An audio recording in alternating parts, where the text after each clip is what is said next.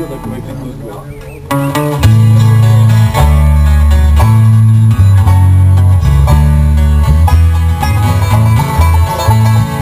písku na pláži dneska nikdo neleží, na hory bude padat první sníh.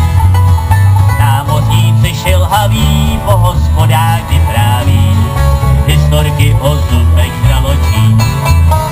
Před 2 dny v neděli všechny lodi odjeli, poslední Boeing si stál za moře.